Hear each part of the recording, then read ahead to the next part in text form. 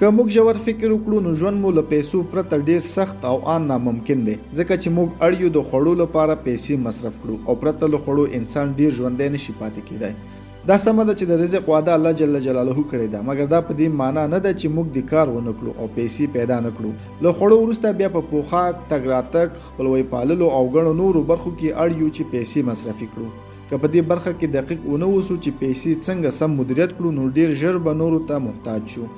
تاسو به د دې ویډیو تر پایه پوه شئ چې پیسې څنګه مدیریت کړئ ترڅو نورو ته له لاس غځولو وژغورل شئ. تر هر څه لومړی د پیسو پر ارزښت غور وکړئ. انسان هغو څیزونو ته ډیره پاملرنه کوي چې ارزښت ورته لري، نو ځکه خو اړینه ده چې لومړی د پیسو پر ارزښت فکر وکړئ. تاسو باید پوه اوسئ چې زموږ موخه واضحه ده.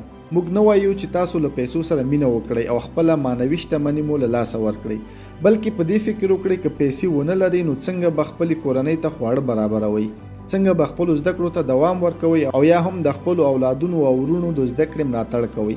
دا هغه مهم او حیاتي مسایل دي چې پرته له پیسو یې ترسره کول ستونزمن دي.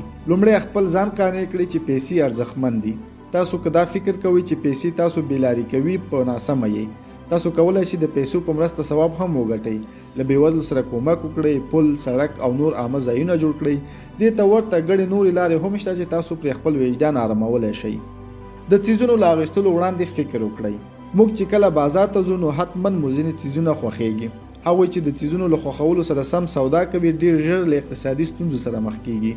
کله چې یو څه اخلئ لومړی یې په اړه فکر وکړئ.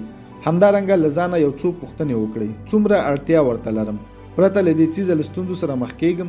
دا او دې ته ورته نورې پوښتنې تاسو اړ کوي چې غور او فکر وکړئ ترڅو د هغه څیز ارزښت او اړتیا معلومه شي چې تاسو یې د پیرلو اراده لرئ. که تاسو ورته اړتیا نه لرله او له هغه څیز پرته مو ژوند کې کومه ستونزه نه پیښېده نو ولې یې اخلئ؟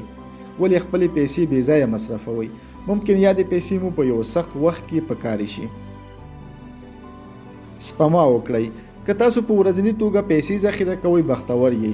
زموږ او ستاسې ژوند له ناڅاپي پیښو خالي نه دی. ناروغۍ، تصادفي واقعات او ګڼ نور عوامل موږ اړباسي چې پیسو سپما ته خاصه پاملرنه وکړو. اکثره خلک د دې لپاره چې عاید یې کم وي سپما ته زړه نه ښه کوي، خو دا ومنئ چې لږ عاید هم سپما کیدای شي. تاسو کولی شئ د ورځې ډېرې لږې پیسې مثلا 10 افغانۍ سپما کړئ.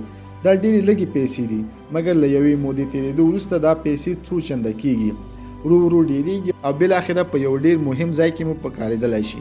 د سپما بله لاره دا ده چې ځینې عادتونه پرېږدئ. مثلا اکثره خلک په بازار کې خواړه خوري، په دې توګه یې پیسې مصرفېږي. کوښښ وکړئ چې ډوډۍ وخت مو کور ته ورسوئ. همدارنګه هغوی چې سګرټ څکوي یو اندازه پیسې یې په همدې لاره ځي. که یا د پیسې وساتل شي نو ښه خبره ده، ممکن یوه ورځ یې ډېر پکار شي.